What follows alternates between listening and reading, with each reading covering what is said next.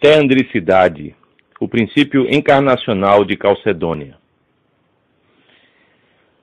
Na aula anterior, aprendemos sobre o caráter essencialmente ascético e apofático da visão ortodoxa da Santíssima Trindade, demonstrando como tal caráter foi, nos primeiros séculos, a marca da Igreja Católica em sua ortodoxia. Contudo, aprendemos também a respeito das circunstâncias históricas que emolduraram a forma como a Igreja no Ocidente foi paulatinamente lidando com a questão do poder estabelecido, o que determinou sua perda de identidade à medida do excessivo fortalecimento político da instituição papal, cada vez mais ocupada com o poder temporal e desatenta à natureza mística e ao caráter ascético e apofático do dogma cristão. Como dissemos, a ascensão monárquica do papado medieval consolidou uma atitude de desatenção às consequências eclesiológicas do dogma da Trindade, dada a relativização das formulações dogmáticas dos primeiros concílios que o papado ainda haveria de perpetrar mais tarde. Nessa aula, portanto, é preciso trabalhar tais consequências eclesiológicas como tendo suas origens na postura da Igreja no Ocidente em relação ao princípio de Calcedônia e em relação à controvérsia iconoclasta. Em primeiro lugar, vamos nos ater às consequências eclesiológicas da postura da Igreja no Ocidente em relação ao princípio de Calcedônia. Que princípio foi esse? A resposta é simples. Trata-se do princípio da teandricidade do dogma cristológico, sintetizado pela fórmula latina Cristo, vero homo, vero Deus. Verdadeiro homem, verdadeiro Deus. Em outras palavras, Cristo como perfeita e verdadeiramente Deus e homem, isto é, o mistério de uma realidade teândrica, como fiel retrato do dogma neotestamentário da encarnação do Verbo, que funda e inaugura na existência o mistério da união hipostática das duas naturezas de Cristo, o mistério da união entre a natureza divina e a natureza humana de Cristo, sem alteração nem modificação entre elas. O mistério de Cristo, o Deus-Homem, o Homem-Deus. Eis o princípio de Calcedônia. A teandricidade é o início e o fim do universo, o alfa e o ômega da existência, do mesmo universo que se tornou em Cristo uma nova criação, da mesma existência que só em Cristo pode encontrar a realidade última da regeneração, da santificação, da restauração, da deificação. Todavia, é precisamente no Concílio de Calcedônia que a Igreja no Ocidente se reveste lamentavelmente de preocupações muito mais políticas do que dogmáticas, focalizando aparentemente mais as questões de ordem no Concílio de Calcedônia e a influência do imperador bizantino, do que enfatizando a relevância e imprescindibilidade do princípio dogmático de Calcedônia, que separou, mediante a verdade do Evangelho, uma série de grupos cismáticos que não mais suportavam nem sofriam a sã doutrina no seio da Igreja, por se recusarem de maneira contumaz a reconhecer o princípio da teandricidade. Assim, no Concílio de Calcedônia, começa a se revelar as preocupações mais prementes para a Igreja no Ocidente, que, longe das controvérsias cristológicas que assaltavam a Igreja no Oriente, parecia agora se voltar muito mais aos detalhes conciliares relacionados ao poder estabelecido do que aos próprios meandros eclesiológicos tão tenazmente discernidos pelo Santo Concílio de Calcedônia, cujo princípio não se limitava à manutenção da unidade do Império Romano, veiculada pelo cristianismo como sua religião oficial, mas vacinava o povo cristão contra as heresias cristológicas de Nestório, por exemplo, que intentavam, em última análise, contra a Igreja Una, Santa, Católica e Apostólica, à medida que colocavam em xeque a maternidade divina da bendita Theotokos. Para a Igreja no Oriente, há muito que se tornara pacífico e absolutamente claro que a veneração da Mãe de Deus era parte constitutiva do mistério de Cristo. A questão de Calcedônia não era política, e muito menos político-eclesiástica, mas uma questão essencialmente espiritual, mística. A veneração à Mãe de Deus e tantas outras questões colocadas pelas heresias pré- e pós-calcedonianas não eram um mero efeito cuja causa podia ser localizada no dogma de Calcedônia, entendido como mera decisão de mais um concílio da Igreja no Oriente. Mas o princípio de Calcedônia era a formulação dogmática de um todo místico, de uma realidade espiritual que a Igreja experimentara desde sempre e que só agora estava sendo questionada. E como no caso de todas as heresias anteriores, tratava-se igualmente de uma realidade espiritual, mística, agora questionada pelos ardis da mera razão decaída, com seus graus de sutileza advindos da filosofia pagã e de experiências alheias aos santos mistérios da Igreja. Retomando, entretanto, as consequências eclesiológicas da postura da Igreja no Ocidente em relação ao princípio de Calcedônia, ressaltemos, em segundo lugar, sua vinculação à controvérsia iconoclasta, à medida da crescente institucionalização da fé operada pelo papado e da galopante vinculação à sé romana da fé apostólica como política interna da própria Igreja debaixo do Império Romano naqueles dias. E disso participaram igualmente os hierarcas da Igreja no Oriente, procurando sempre dissimular as ocasiões em que o papado caía em heresia, e isso com o fim de preservar a sé romana como uma espécie de último recurso institucional para a harmonia da fé em toda a Igreja. O que não era em si mesmo problemático, mas já era de si mesmo preocupante.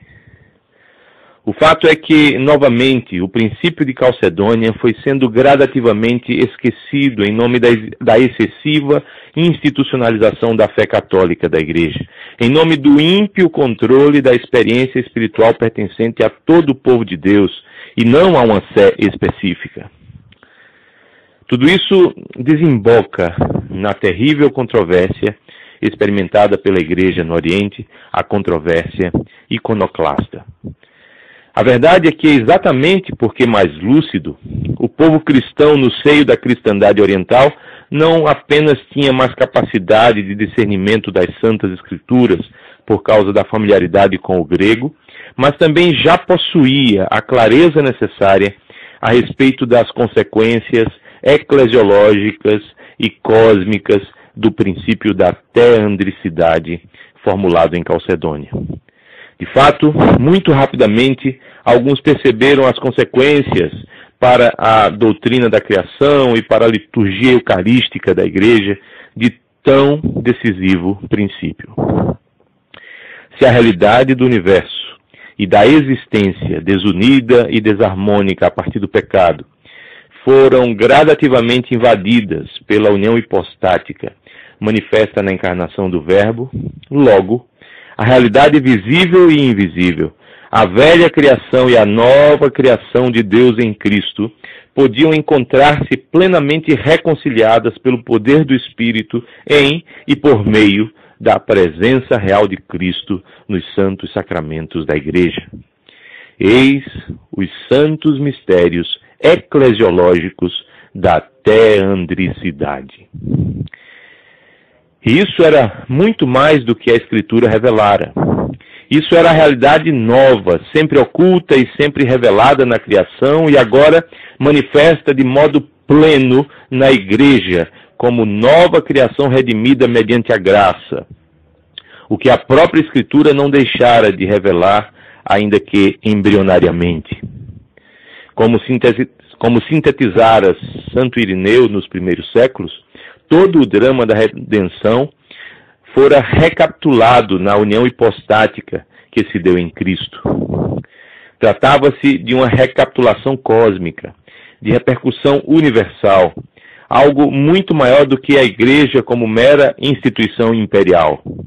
A questão não era de dominação geopolítica, mas de restauração definitiva da própria existência caótica do universo. Tudo mais era de fato relativo. Só Cristo era, é e sempre será o absoluto da igreja. É verdade, mais do que a monarquia bizantina, muito para além da monarquia papal, lá estava o Pantocrator, o Cristo, o Todo-Poderoso, o verdadeiro César, o czar inigualável e imperecível, o princípio inabalável do universo. O único criador da existência era, é e sempre será o cabeça único da nova existência, o cabeça singular da igreja. Tudo o mais só seria, no máximo, mero reflexo. Ele é a teandricidade como realidade definitiva. Ora, tão inefável visão de Cristo ofuscava todo o dualismo e destronava as pretensões do Islã, que aparentemente homogeneizava o espiritual e o material, a política e a religião, mas o fazia preso aos primeiros rudimentos do mundo, interpretando a vida e o mundo como um palco dicotômico do predomínio do espiritual sobre o material, como fizera, ironicamente, o próprio paganismo ao longo dos séculos, até aqueles dias. Só a visão cristã, o princípio de Calcedônia, reconciliava o que se encontrava disperso, ao apontar para os santos mistérios como antecipação da realidade última na fé trinitária da Igreja, a fé da e na Santíssima Trindade. Em outras palavras, não havia mais o que conquistar. Tudo já fora recapitulado e levado à plenitude em Cristo. E o envolvimento com os santos mistérios da Igreja, a participação digna em seus santos sacramentos, a veneração aos santos ícones, às santas relíquias e a tudo que acessava tão augusta conquista, tão doce plenitude, isso sim é o que devia ocupar o homem em busca da perfeição neste mundo, e não a brutal e transitória dominação política, a absurda e heterônoma imposição religiosa, e a diabólica e perniciosa hegemonia eclesiástica. É nesse contexto, pois, que a instituição papal da cristandade latina manifesta sua pretensão escondida de domínio, afastando-se da simplicidade pertencente a Cristo, caindo na tentação de monopolizar juridicamente a fé que a Igreja no Oriente confessava nos dogmas dos santos concílios, os quais foram subcategorizados pelo papado, que decidiu unilateralmente alterá-los com a inserção da cláusula filioque no credo niceno-constantinopolitano, que toda a Igreja Católica subscrevia, que a Igreja nos 4 recantos do Império confessava, a fé pela qual os mártires da Igreja derramaram o seu sangue. A partir de então, os santos hierarcas da Igreja no Oriente não mais participam da política interna da Igreja de preservar a sé romana, pois ela extrapolara a própria confissão de fé, suplantara o próprio credo da Igreja, se apartara da fé apostólica que até então preservava e inclusive liderava geopoliticamente.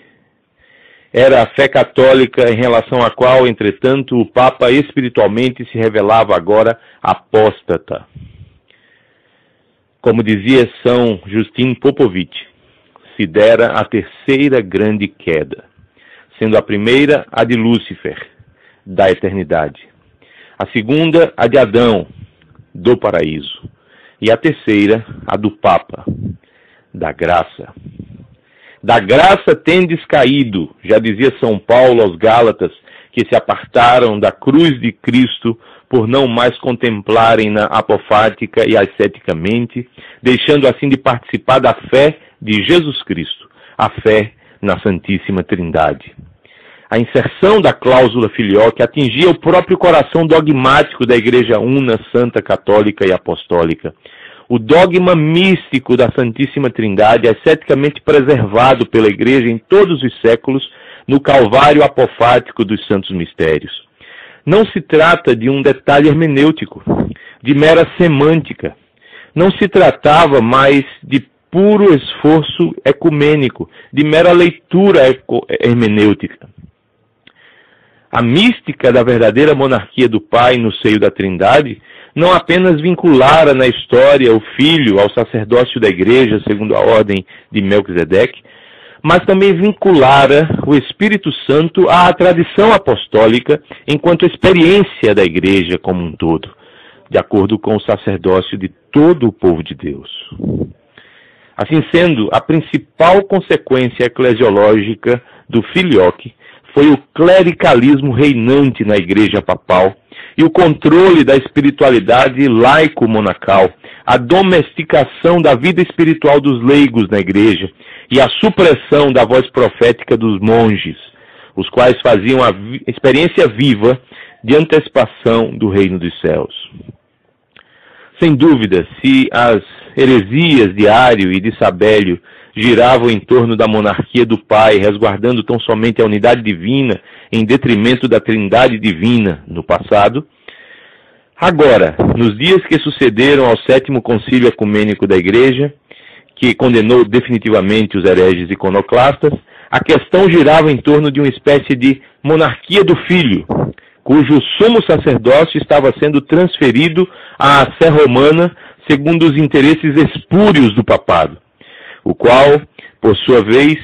passou a determinar unilateralmente que detinha o direito canônico sobre todo o povo de Deus, justificando isso na subordinação funcional do Espírito Santo no seio da Trindade, subordinação supostamente atestada por uma nova relação vertical entre as pessoas da Trindade, onde a procedência eterna do Espírito Santo da parte do Pai e do Filho, filioque, de acordo com o novo credo filioquista latino, fazia o laicato e o monasticismo na Igreja funcionalmente subordinados à classe clerical. A partir de tão grave atentado ao dogma cristão por excelência, o dogma da Santíssima Trindade, novamente a pericorese intratrinitária, isto é, o mistério da relação vertical e horizontal entre as pessoas da Trindade, estava sendo ameaçado pela heresia, agora papal. O Papa estabelecera unilateralmente a parte dos santos concílios e a revelia dos demais bispos da Igreja no Oriente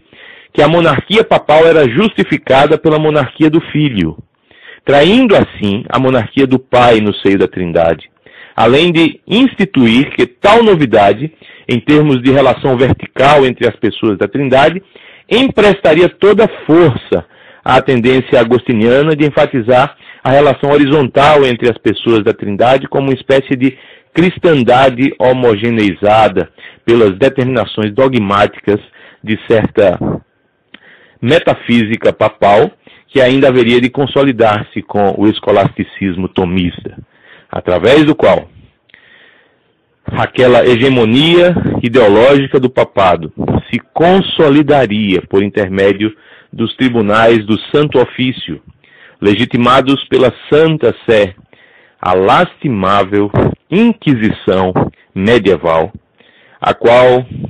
foi mais tarde travestida de missões romanas pelos jesuítas enquanto cavaleiros papais, com a tríplice finalidade de propagação da fé, expansão da cristandade e domínio da Igreja sobre todos os reinos deste mundo. O velho sonho judaico da hegemonia universal. Em suma, as consequências eclesiológicas da visão ortodoxa da Santíssima Trindade não podem ser ignoradas. A visão apofática e a experiência litúrgica da Trindade no Calvário ascético dos Santos Mistérios é a continuidade mística do princípio da teandricidade no seio da Igreja. Isso tem, de fato, repercussões sérias para a forma como a Igreja deve encarar e lidar com o poder estabelecido. Além de ter o mérito de evitar que a Igreja seja tentada à formação de impérios eclesiais e de focar sua atenção espiritual na simplicidade de Cristo, fazendo-a mergulhar na união hipostática, onde se dá o mistério da união entre os céus e a terra, a reconciliação entre as realidades visíveis e invisíveis, presentes e futuras. Eis então onde reside a continuidade da tradição apostólica e a legítima conservação da experiência viva do Espírito Santo, mediada pelos santos mistérios e vivida pela vida monástica, pelo sacerdócio real dos leigos e pelas hierarquias eclesiásticas na veneração da Theotokos, das santas relíquias e dos santos ícones, o que não permite à Igreja a crescente institucionalização da fé em detrimento da experiência crente, nem a nefasta centralização de uma sé sobre a ortodoxia de uma eclesiologia pneumática, e muito menos a suposta infalibilidade da cátedra papal contra a teandricidade da tradição ortodoxa conservada intacta pela Igreja do Pai, do Filho e do Espírito Santo.